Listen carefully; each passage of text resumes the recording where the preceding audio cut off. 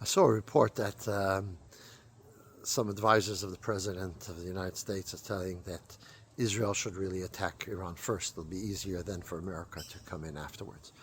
Well, taken from the story of Purim, I'm not sure that's what's going to happen. And this is why. The story of Purim, we have an interesting thing. Right in the beginning of the story, Achashverosh's wife Vashti doesn't listen to him, doesn't come to present her beauty to all the partygoers, and Achashverosh doesn't know what to do, so he has 7 advisors and he asks them what he should do, and of course they tell him that he should kill her and find a new queen. Then we find that after Esther reveals that Haman wants to kill all the Jewish people, which includes herself, Achashverosh says, hang Haman on the tree. The question is, where are his advisors?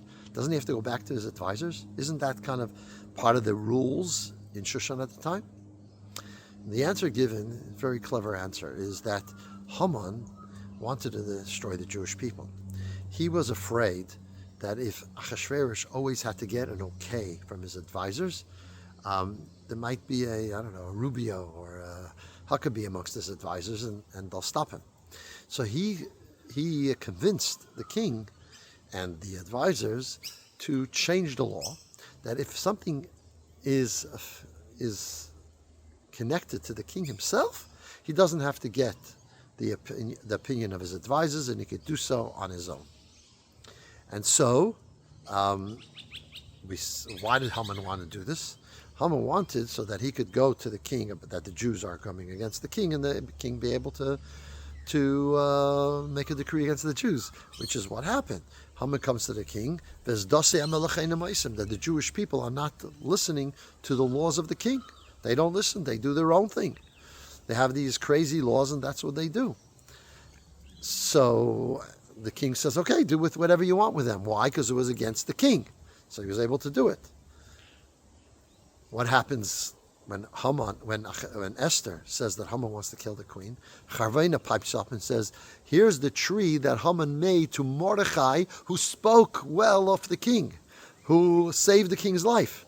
Now it's associated with the king. Mordechai saved the king's life, and Haman tried to hurt him. So Achashverosh says, hang Haman on the tree. That's why. So Haman tried to be smart and create a situation where there could be a decree against the Jewish people without having to go to the advisors. And what happened is that turned against him. And Achashverosh was able to hang him without going to his advisors. So the great thing here, what we see in the Megillah, is who did it? Achashverosh killed Haman. It wasn't the Jews who did it. It wasn't, so to speak, directly from God like with Pharaoh. It was Achashverosh, the king of the time, who did it. And it seems like that it'll be the American president, not Israel, who will hopefully do what's needed against Iran and against the Haman of our time.